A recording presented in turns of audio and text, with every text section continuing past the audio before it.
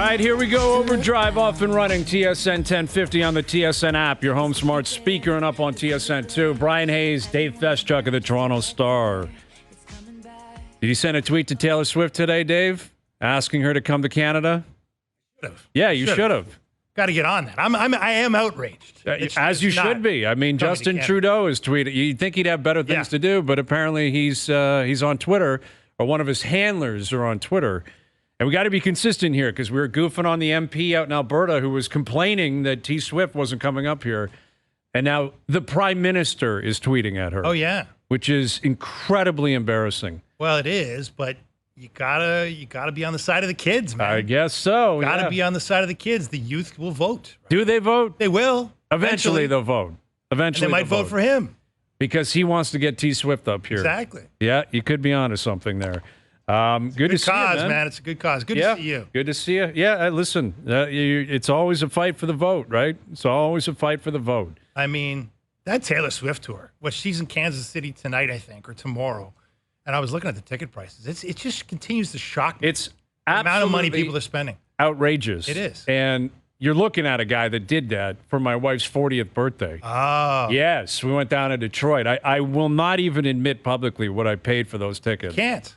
It is insane. Like, I heard she's going to be a billionaire after this tour. Wow. Like a billionaire after the tour. Now, she's already got a lot in the bank, but I think she's making hundreds of millions of dollars flying all over the world. So good for her.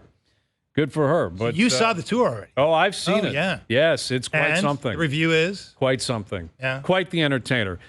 Music's not in my wheelhouse. No. Like, I know a lot of the songs and everything, and my wife's been a big fan. Now my kids are fans. Right. But an entertainer's an entertainer, right? Wife loved it? Yeah, she had a great time. We had a great time. We got out of town, right? Atmosphere? What was the atmosphere like? Atmosphere was pretty good. Yeah, Detroit coming alive. Like, Detroit's the place to be tomorrow night. Oh, yeah. Right? We walk right by Comerica. They were playing a day game that day. Yeah. And tomorrow night, it is go time. Alec Manoah making his return. Taylor Swift level hype. Yes. For Alek Manoah's trip to Detroit. I think so. I think that's a reasonable comparison. Yes. If you're a Blue Jay fan, if you're a big Alek Manoah fan, here's the comeback tour. Yeah. Right? Well, he looked like he was on pace a year ago today when he was at a year ago this week when he's at the All-Star game with his punchies and striking people out. He looked like he was en route to making $1 billion as a baseball player. That's right. And a month ago, not so much. A month today, he went down. Yeah. A lot has happened over the course of a month. Him going down, which didn't surprise anyone, because everyone knew after the final start, it was like, that's enough. Something's got to give here. I don't think people were expecting the Florida Complex League to be the first destination, but that's where he ends up going. And then he ends up going to Double-A. He had a good start, and the rest is history. He's coming up tomorrow night, and they got a doubleheader today. So I don't know what that's going to mean for the bullpen and what's going to be available for him tomorrow. You got Barrios in the first game, Kikuchi in the second. Ross Atkins will join us in an hour. We're going to have the GM of the Jays, Ross Atkins, get him to explain the whole process. What led to a month later Manoah back in the majors? Because it seems premature, doesn't it? Yes, I think most people had the same view. Like when the news broke, we were live on the air a couple of days ago. I couldn't believe it. Yeah. I could not believe that not only was he returning, like if Schneider had to come out and said, we felt really good about that start, we're confident he'll be here before the trade deadline. Right. I'd say, all right, seems a little bit rushed, but okay, sure. Like post All-Star break, you're going to let it breathe. Before the break is not something I was anticipating. No. I don't think anybody was. Nobody was. Like you can't find a person in baseball that can make sense of this outside of the Blue Jays, clubhouse and front office. They're going to try to make sense of it. Yeah. Yeah. I mean, it's look, go from getting shelled by teenagers at the lowest level of baseball, essentially in Florida, to being pretty good against some double-A'ers who, are generally A-grade prospects, to go into the major leagues, the next start later. Yeah. I mean, it doesn't seem like the kind of ramping up that you would expect from a major league athlete. And yes, it's the Tigers, but still, they're a major league club. Right. And I have to believe the Tigers are looking at this thinking, oh, really? You really? We're the guys. We're the one you're going to try to shoehorn this guy back into the rotation with. Think about that. I wouldn't be shocked if they were on their toes on Friday night. But I'm pulling for the story. I'm pulling for the guy. Oh, you have to. Like, the story would truly be an incredible story. Like this has the potential to be one of the most, storybook seasons in recent memory in this city. Sure could. A player of that magnitude with that level of expectation to implode the way he did, Florida Complex League, the stat line seen and heard and goofed on around the world. Yeah. Like, I will never forget 11 earned, 10 hits, 2 1/3. Right. 2 2/3. I will never forget that. How can you? That is a stat line I will be referencing in 30 years. And now he's back, and if he can put it together, like I can't picture a scenario where he gets back to Cy Young stuff. Like This year? This year. Right. That doesn't seem possible. But do you think they'd accept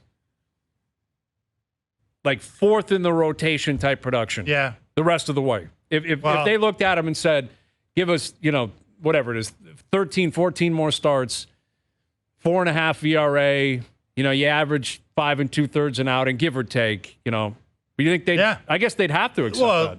They don't have, what else they don't have 5 guys without him right now, right? They need him. They need him desperately to be a part of the rotation. Yeah. Right? I mean, Hunter Hughes still a way away from coming back, and, they get the trade deadline coming up. Maybe they'll acquire another arm. Who knows? But right now, they can't go without him in a lot of ways, which probably is the answer to the question of why is he coming back so soon? Yeah.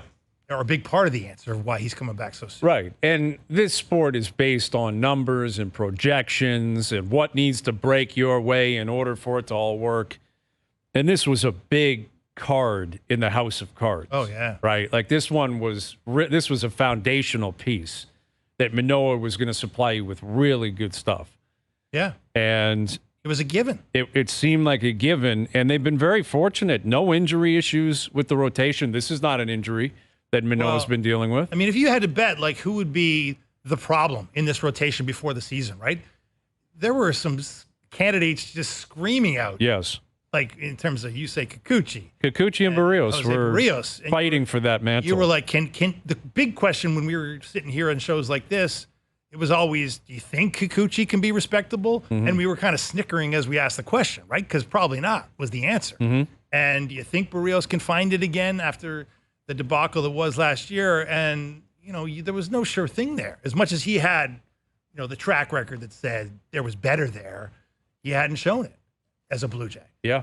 So it's the guy at the start of the rotation. It's the number one guy who was third in Cy Young voting, who had all the swagger and was the talk of baseball at the All-Star break last year. He was like this. He was the story of the All-Star game. He broke the All-Star game, and he broke from that scene with everyone buzzing. Incredible. You had Yankee fans saying, "I hate this guy, but man, I wish he was a Yankee." Love him on our team.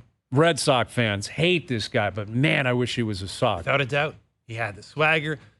And then what happened? I mean, it's going to be, you're right, it's one of the great stories. I'm sure there's an incredible backstory to what happened, right? But we do know, like, the swagger, how much of this is mechanical, how much of this is mental, how much of this is about the pressure of being suddenly the guy, how much of this is just, no, I just lost it. I got, something's off and I need to fix it. We don't know, but I bet it's a combination of a lot of those things, right? But this guy ran his mouth in the offseason, chirping no less than the likes of Garrett Cole. Yeah, absolutely. Other members of the Red Sox. Plenty of swagger, plenty of big talk, and then a big fall from grace. What do you think they're prepping him for in terms of the PR? Like, he's got to be. Will he speak before his start? No, he won't. They never speak before. So he'll. Unless he's in Chicago tonight, that's what I'm wondering. Like, tonight, I don't know. Maybe he's in. I shouldn't say never. Yeah, like he hasn't been activated yet. So right.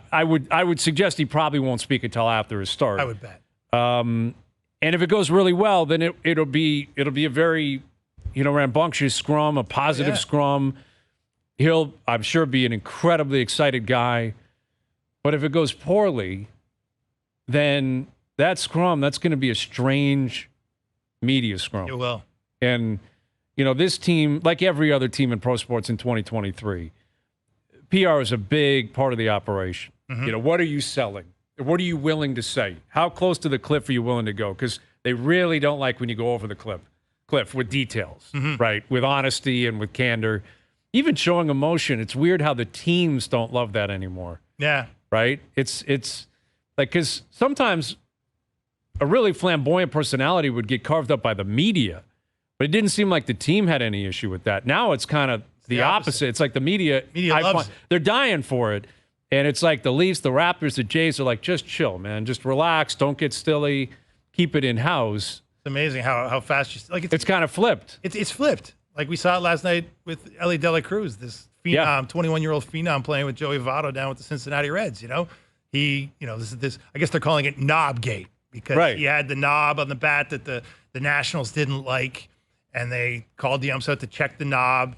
They checked the knob, and oh no, they didn't know it was approved, so they took whatever. He gets the bat back. It is approved. He's fine to go with it. Of course, goes yard. Yep. Had a couple of doubles in there as well, I believe, and points to the knob and to the Nationals dugout to say, "Oh yeah, I love it." And yet, I love it. Dave Martinez, the Nationals manager, did not love it. No, to your of course point not. about how teams do not like that type of emotion, especially in grumpy old baseball. Well, exactly. If you get an old school grumpy manager on a garbage team, it's the worst case scenario. Yeah.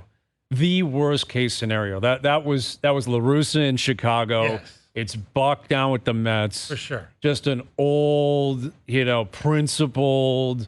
It's all about, how you actually act on the field, and there needs to be unwritten rules that need to be abided by. Well, yeah. It's like your team stinks, dude. Right. Like your team stinks. The Texas Rangers being mad at the bat flip and all the rest of it. Yeah. Right? Like with those, it's like, and it's so silly, but because this Ellie De La Cruz, like, he is point the of, story of baseball right he's now. unbelievable. Like Yeah. Ohtani's Ohtani is the story of baseball, sure. Acuna But in the is National League, yeah. the fact that the Reds have come alive for the first time in years, and like he just had a cycle, the first cycle in Reds history in the last Been a 30 long years. time. Yeah, like almost 30 years. Yeah. Or more than 30, I think it was. Like late 80s. It was the 80s, yeah. Yeah, and he plays with swag, and he can Joey run. Votto's calling him the next Mickey Mantle. Yeah, whatever he he's can hit for calling him. power. Yeah. I mean, this guy is kind of leading the charge on a resurgent fun. team with great baseball history in Cincinnati.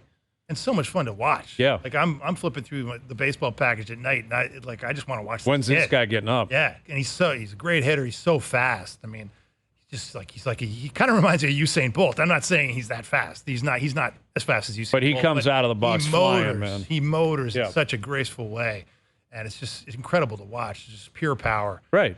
And 21 years old, and he shows a little emotion. Which Well, because they you also called love. they called him on something that was legal, right.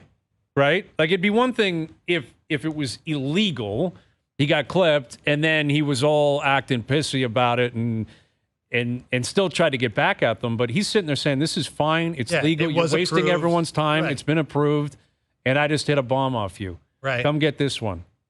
Love Yeah, it. I love it. It's great. And Yeah. wonder like how far away from getting back to that type of stuff is Alek Manoah?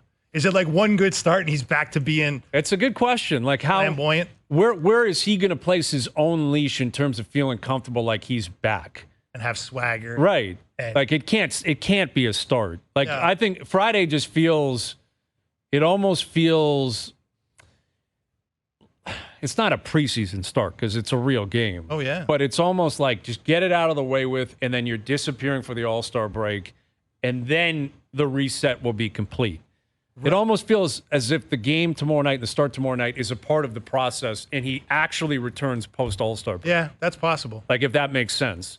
Like now, it could be at the cost of a loss, and everything matters right now for the Blue Jays. You can't go into the game tomorrow thinking it's a formality you're going to lose because all you want to do is make sure this guy gets 5 innings or get 90 pitches in or whatever his pitch count's going to be. You got to wonder, like, what do they really want? What do they really expect out of him tomorrow night? But Florida Complex League, Double-A, Tigers on a Friday night, All-Star break. Then is it, okay, hopefully he can unleash and return to form. I'm not sure. But yeah, Ross Atkins coming up in about 45 minutes. Dave Poulin a little bit later this hour. Nothing cooking really in the NHL today. Nothing cooking in the NBA, except for these Damian Lillard reports. Oh, man. That are driving me crazy because it's like how quickly Dame has flipped from Mr. Loyal in Portland, Mr. I'm goofing on everyone else because you're flaky. Yeah. And you're not in it to win it. All you want to do is go wherever you want to go. To now reports, courtesy of Woj and Shams Charania, which that also bothers me a little bit because they're doing the bidding of the agent. For sure. They're reporting that effectively Damian Lillard's agent is calling prospective teams to say, don't acquire him because he'll be very unhappy. Right. Unless it's Miami. Teams, yeah, prospective teams not located in South Beach. Miami. In other words, let's say he calls up Toronto. Don't even do it because he'll come up and he'll be pissy and he'll act like a baby and he's not going to be professional. So unless you're Pat Riley, don't even bother. Yeah. And this is where, this is the issue in the NBA for me. Oh, yeah. Load management is a problem. I think the amount of power the players have swung in their direction, it's way too far. Mm-hmm. It's gone way too far. And this is where Adam Silver, I think, needs to snap out of it. And if he had any ability to do this or any stones, and he'll never do this, and legally I don't think you can based on the CBA. Mm-hmm. But I'd love to see him come out and say, I am not signing off on a deal to Miami. You can go everywhere else. But this collusion that you and your agent are putting forth, it excludes your opportunity to go to Miami. Because wow, you think he'll never do that? You're saying if you were commissioner for the day? Yes, I would absolutely. Because this is reverse collusion. Yeah, this is canceling out any possible marketplace that could be available, and it's absolutely jamming up one of your teams in the Portland Trailblazers. Yeah, absolutely jamming them, and as a result, Miami's probably sitting there saying, "We're gonna hose these guys." Oh yeah, we got this guy's agent calling around teams saying, "Don't even think about it." Now maybe they don't do it, maybe they don't listen, and I would suggest they shouldn't, because if another team acquires him, what's he going to do? He's got 2 years left on his deal. He's got to show up and play. Right. But this is reverse collusion. You're calling and canceling other teams from getting in on the bidding. If I'm Adam Silver, I'm furious right now. Yeah. Well, it's like.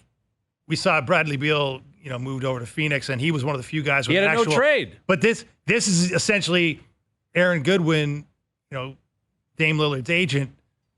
We don't have a no trade clause, but we're going to go on a no trade offensive. Right, we're going to create one. Yeah, we're going to create our own version of a no trade list, which includes every team in the league that is not located in Miami. Right, exactly. Right? That's what they're doing. Yeah, and it's working apparently. To your point, now. I love that stance, by the way. I don't think you could do it. I don't think with the you'd have a CBA lawsuit he'd be allowed on your hand. I don't think the Players Association would be grieving that, from the moment you made that call. David Stern has shut down. Remember Chris Paul to the Lakers? I think it was CP to the Lakers, wasn't it? Yeah, but that was when the league was controlling the Clippers. Yeah, exactly. Was it the Clippers or New Orleans? New Orleans. They were controlling the team, so that was a bit more complicated because they didn't have an owner and all the rest of it. But anyway, the point being, it is amazing. If you're Masai Ujiri, let's just say, and look, you're trying to improve this team. Mm-hmm. You just lost your point guard. You don't have a floor general. You may or may not want to trade Pascal Siakam. There's a lot of people, a lot of noise that you do. Now, I'm not saying it's a fit here, but if it was a fit, if this was Kawhi 2.0, where you felt that this player could put you over the top, or at least make you a contender, take you from pretender to contender in this one transaction. How do you take that? Do you go because every indication when they traded for Kawhi was kind of that he would be an unhappy player. That if you trade for him, he's going to be an unhappy player in Toronto, right? And he maybe how'd it work out? We don't know what Who Kawhi cares? was. But I'm saying but Masai was like, well, wait a second, we can make him happy, happy enough to go out there, at least some of the time and load manage and all the rest of it. But we can get over that, right? And would he? If you're Masai, if you're any other executive in this league that's considering Lillard, how do you feel about that? Are you scared by Aaron Goodwin calling you with that threat? Well, I don't think you should be, because this is clearly a manipulated game plan. Right. Right. It's clearly, I understand why Dame wants to go to Miami. If he's made up his mind, that's what I want to do. I want to team up with Jimmy Butler and Bam, and I love Riley, I love Spoelstra, and I love South Beach. Okay. I get it. The problem is you got 2 years left on your deal, and you don't have a no trade or a no move. So I don't think you should. And this is where Silver, I think, at a minimum, as the commissioner of the league, you can't completely outright stop that deal. But I think he should be calling teams and saying, don't listen. Don't listen. Do not listen. Trade for who you want to trade for. Absolutely. Swing the deal. Swing the deal. Yeah. We just signed a new CBA. The players are making more money than they've ever made before. Dame's making a fortune. If he wants out, that's fine, but we have to protect the Portland Trailblazers, and we got to protect the integrity of the league, that if a big guy becomes available and he doesn't have control over where he's going, ostensibly he can go anywhere. Mm-hmm. And anyone can pick up the phone and make the call. Yeah. I really think this is an issue that Silver and the NBA have got to figure out. It's a huge issue. It's a massive. You can't have stars just saying, "I'm only going to this place." Right.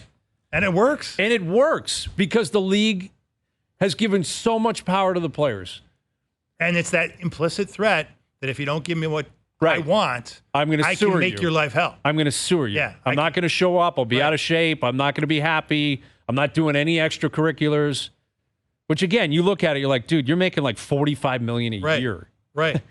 But that's the threat. That's the other threat too. The other threat is, yeah, you'll have an unhappy player if you trade for this guy and he doesn't want to go to your town, which by the way, if you're not Miami, he doesn't want to go to your town.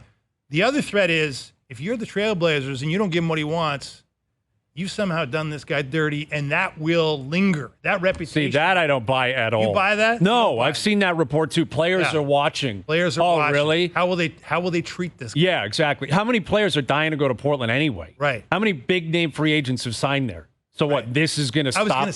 You know what I'm saying? Like what? Like Portland's got to be laughing at that. Like, get the hell out of here. Come on. You know, like, oh really? We're going to lose our reputation around the league because we don't do right by Dame. Right. They've paid him like $450 million in contracts. He's going to be making 60 schmil. Right. By the end of it. And I mean, yeah, I just, and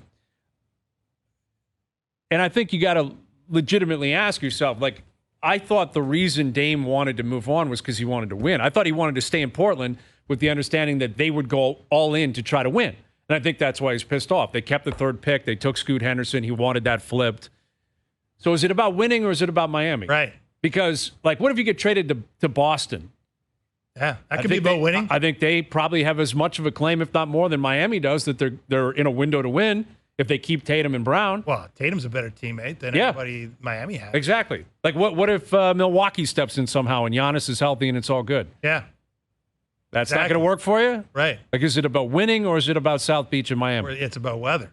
Which one is it? It's about real estate. Yeah, it could be. The ocean. Yeah. Which is fair. Look, you can try it. And look, these guys have figured out a way to make it happen.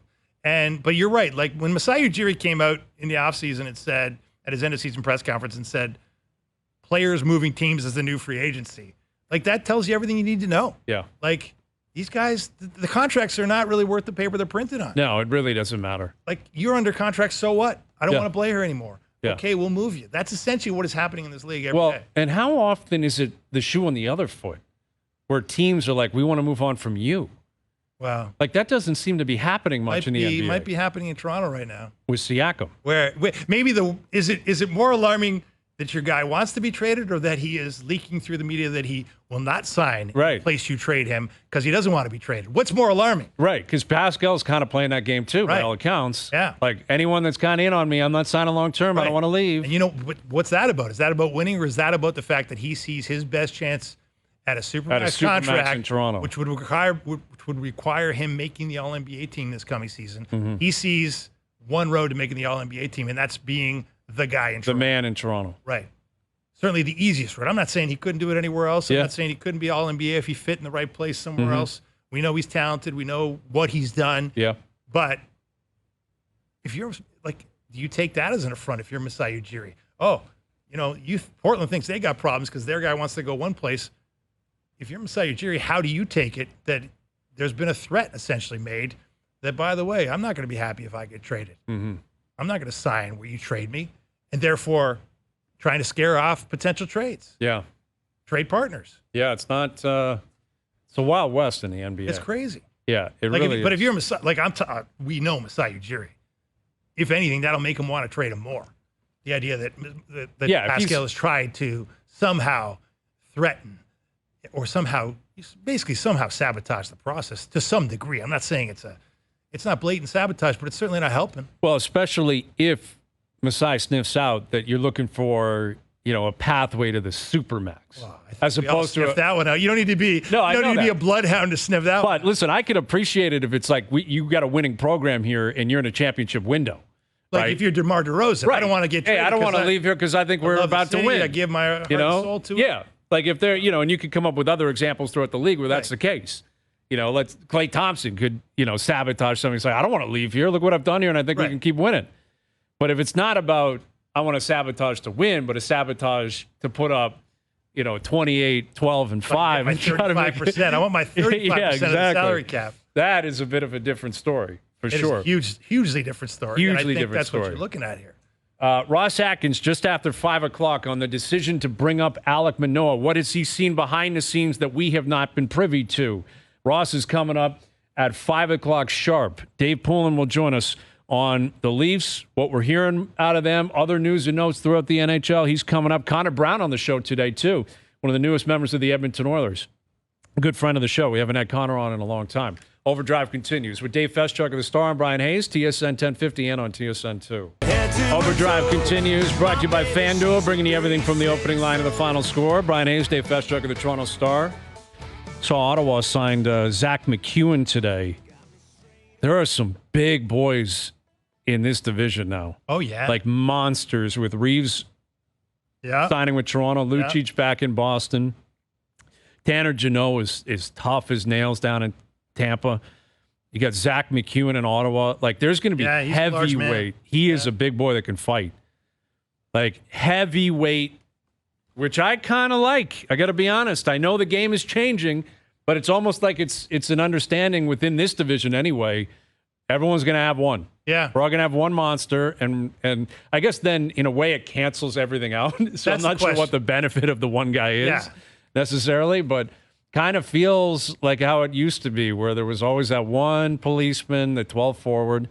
We'll see if it means anything. I don't know what it's going to mean. I don't know what it's going to mean. Like, I think those of us who grew up with the enforcer being a big part of the game, I think there's always, you miss parts of it, right? You miss parts of the anticipation of those big matchups. And as much as we know all the stuff about concussions, it was still a big part of life in those days. But I don't know if you can go back, Hayes. I don't know.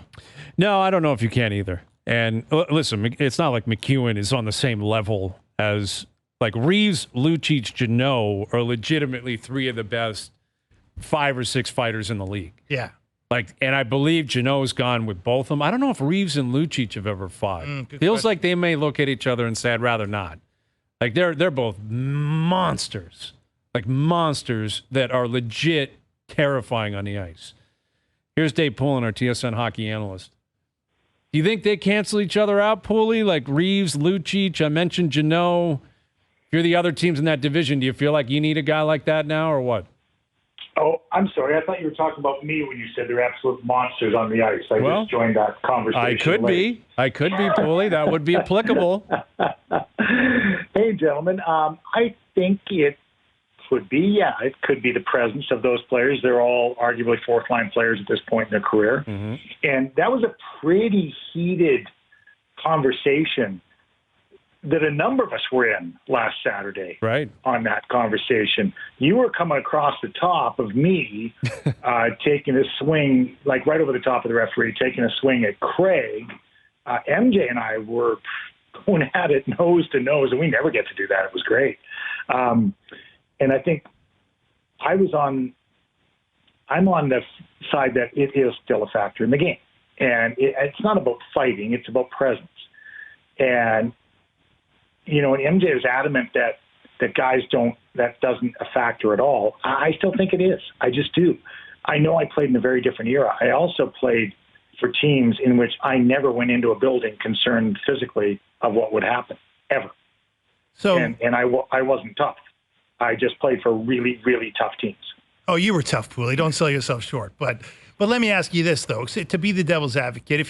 If you're a Leaf fan and you're saying, okay, the presence of Ryan Reeves will do what for Auston Matthews? Will do what for Mitch Marner in the playoffs?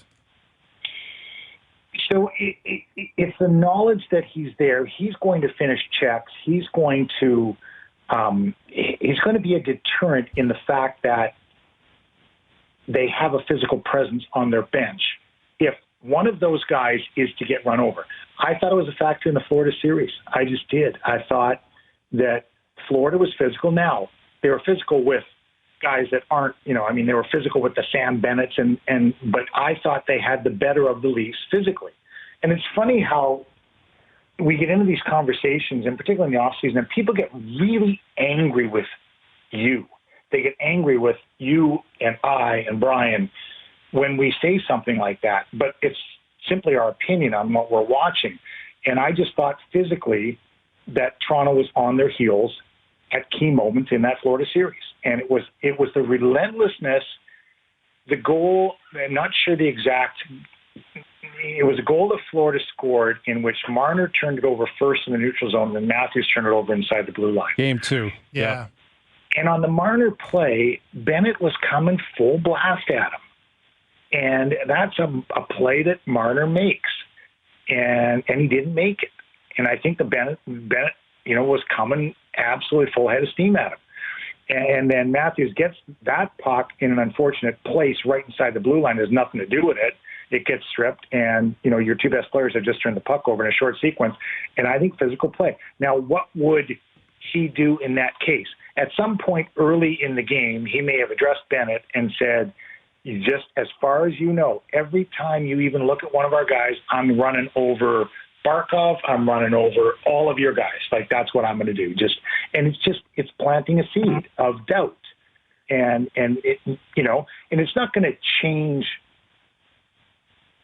It's not going to change the entire game, but it's going to change the fabric in the game. And that, that was a factor in mine. I always said, if they were running over, if you're running over their tough guy comes back and says, I'm going after Poulin. Like, I don't, Mm-hmm. Then you have to say to your guys, okay, well, settle down here, guys, because I'm getting run here, and it balances itself out, and it actually negates that type of play. Yeah, I'm curious to see, how much of an impact Reeves, Lucic, et cetera, have on again, what the rest of the division decides to do. There's only so many players available. But a lot of it sounds as if it's about the actual room itself. And I'm curious, how Treliving would know the answer to that. I remember jumping on John Tortorella a couple of years ago when he got the job in Philly. And he was talking about the room and how there's issues with the room. And I'm like, John, you've never been in the room. How could you possibly know that? You haven't coached a game yet. You haven't stepped in the room. And I guess I got to be consistent and ask the same thing when it comes to Treliving, because he said this past week, they need more snot in the lineup, and they need louder voices and bigger personalities. I'm paraphrasing here. But how would Treliving know that, considering he's been on the job for a month? Well, he should only know it from the other side in what he's watched as a manager of an opposing team.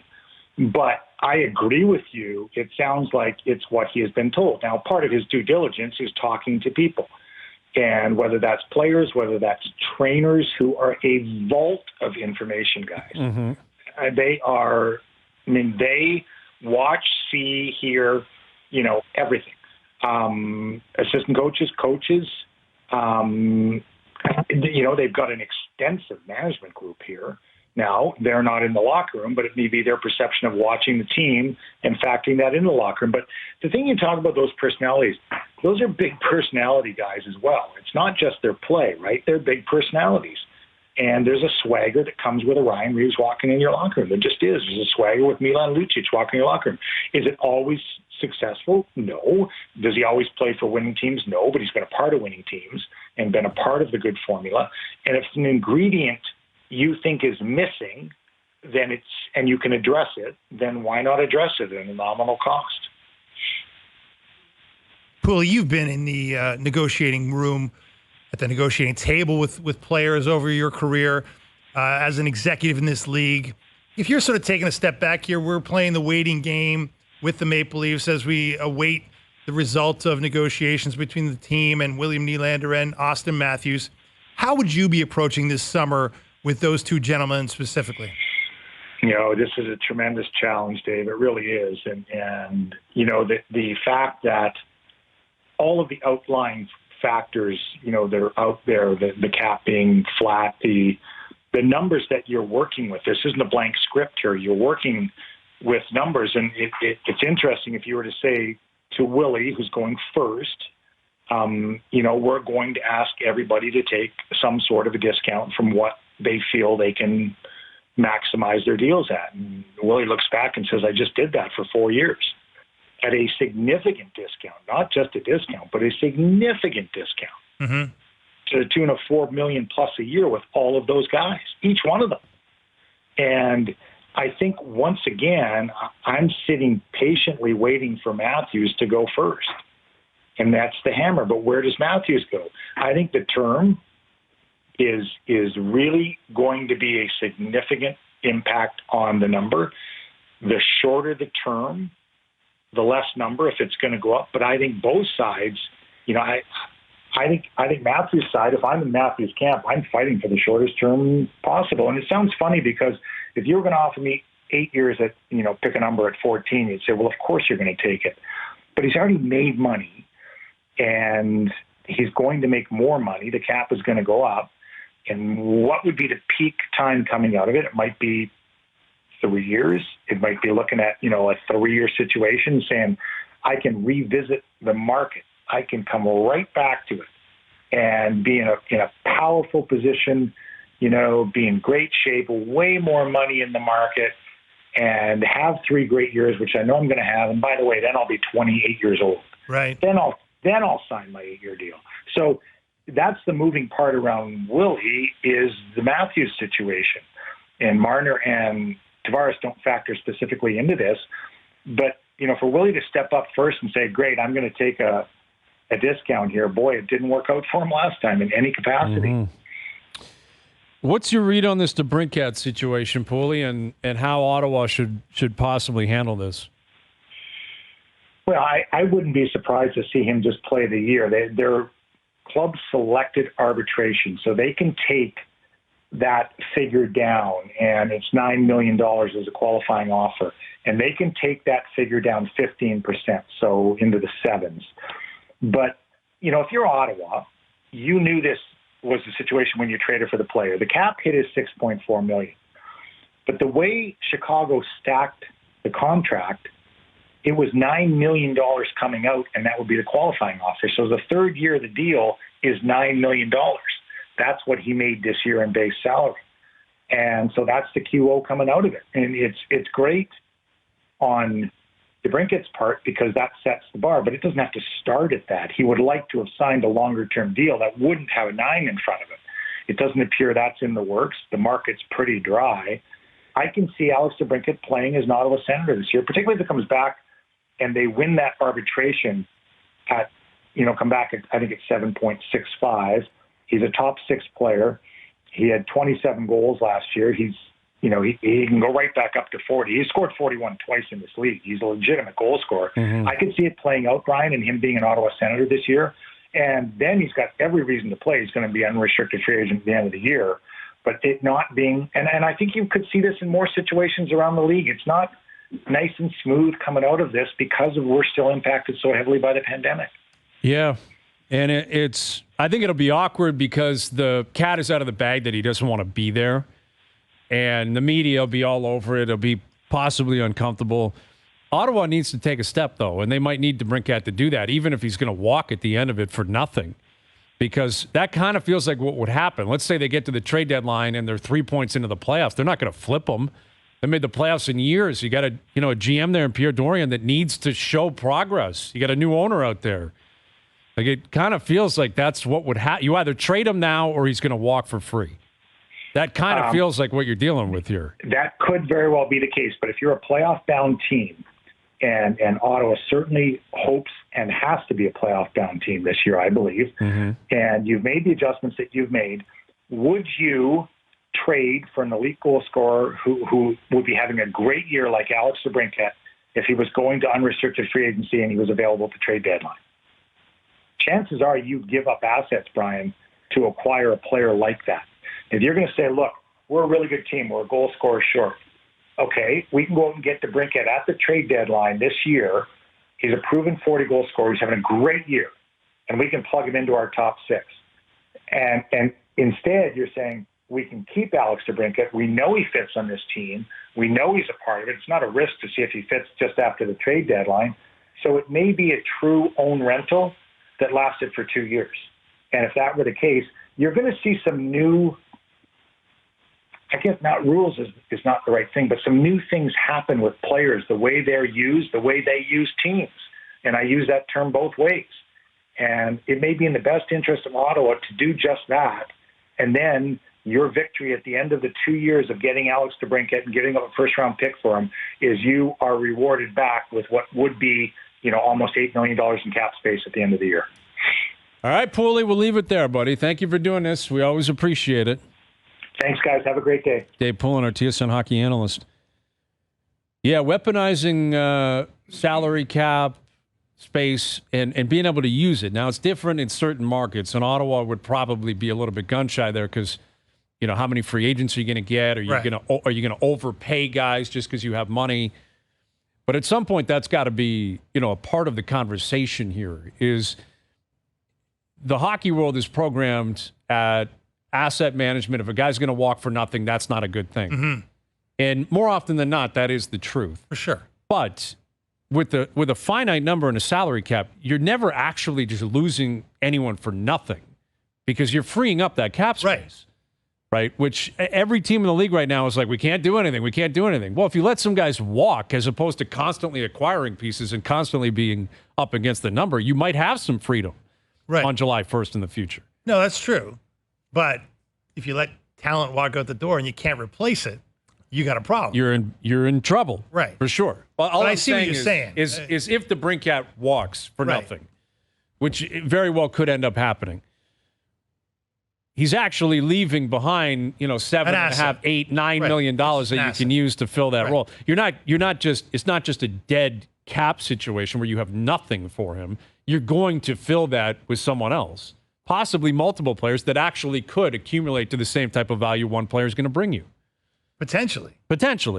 But the counter argument to that is, wait a second, if you know he's not going to be happy in his final year because he doesn't want to be there anyways, aren't you better to cut your losses now and not, see him walk out the door with something coming back in the door that is an asset, over. whether it's futures and draft picks or whether it's whatever it is. It may not be much of a haul because the guy is essentially a one-season rental. Yeah. And he may only have a market of one or two teams, and if they know that, how much are they really willing to pay? But are you better off, though, because at least you picked out some kind of an asset? Possible. On top of the cap space you're going to get. Unless you're desperate to finally make the playoffs, which seems like a low bar. They seem to be, though. But it seems to be the case in Ottawa. Like, it's not really about building towards a Stanley Cup. It's proving you can make the playoffs. You got to show progress. Yes. And that I think that's a big part of what they have to do this year. All right, Ross Atkins right at 5 o'clock. Ross on Alek Manoah returning to the lineup tomorrow night in Detroit. We'll catch up with Ross at 5. Overdrive continues, TSN 1050 and on TSN 2. Ross Atkins will join us in 10 minutes. The GM of the Jays in 10 minutes on his team's decision to recall Alek Manoah. He will start tomorrow night in Detroit. What's up with them going 7-20 against the American League East? John Schneider almost hitting the 1-year anniversary on the job. How does he feel about the job? How does he think the players have responded to Schneider? There's a lot to get into with Ross. We'll do that in 10 minutes. So Jays doubleheader tonight. Got CFL action. We just saw Korolnik in here. Korolnik knows what he's talking about when it comes to the CFL. The Argos are off to a great start. Great start. Chad Kelly's a legit story. Chad Kelly's fun to watch. Yes, he is. Jim Kelly's coming up, right? Jim Kelly was in the stands last week. That was cool to see. Love that story. Love that story. The son of Jim Kelly bit him. He's had some problems, had a rocky road to this point in his career. Made some mistakes, but man, he can light it up. I'll tell you what, the Argos, they are the stable team within Maple Leaf Sports and Entertainment. Like, they are the definition of stability, and you can rely on them.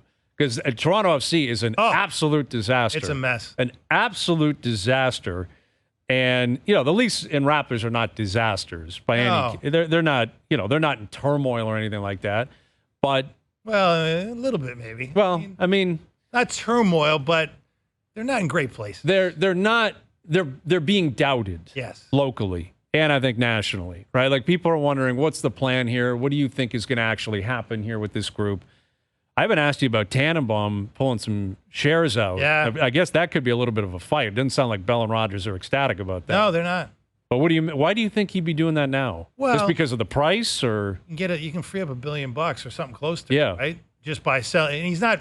I guess he's technically not selling his shares in MLSE. He's selling a piece of the company that owns the shares in MLSE, right? Right. So it's a little bit convoluted. Yeah, it's because it is it's his company. Mm-hmm. So Bell and Rogers really don't have much to say about it, right? Right. Because he's selling a piece of the company, and they are Kilmer attached Sports, to the percentage of that essentially owns MLSE. the percentage of MLSE. So, but I was talking to some people in that sports business space, and like everybody was wondering, like, why wouldn't Bell and Rogers want to take that piece if they had the first right of refusal on Larry's shares? And a lot of people are like, well, why would they want to dole out money, like just more cash at this point? Like they're already in the catbird seat, right? In terms of where the amount that they own and the power they hold. And so they, like, from going from 37.5% to whatever, 50% even doesn't really change their situation, really, right? They're still in a partnership with their main rival, and they got to deal with it. Well, if anything, what it would do is, I don't think they're comfortable with Tannenbaum leaving, because Tannenbaum is the focus of the ownership conversation.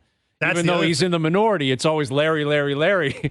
It's almost a shield for the other two. I was just going to say that. Like, and it's important for the other two, I think, too, because when you hear coaches and general managers and players, at a contract negotiation, press conference, or a championship, who do they think? They don't think Bell and Rogers. They think Larry. It's always Larry Tannenbaum. Thank you, Mr. Tannenbaum, right? And so having the human face in what is largely a corporate monolith, or a duopoly, whatever you want to call it, I think that's important. Yeah, because it's certainly important to the people that work there. Yeah, it seems that way. Yeah. Like there's got to be a focal point, because even there's an interim president and CEO right now. Nobody knows. And no one really knows what is happening with her. Yeah, and what the process is going to look like moving forward. Hour 2 coming up. Ross Atkins on the return of Alek Manoah. Why is he coming back tomorrow? We'll get you that answer next.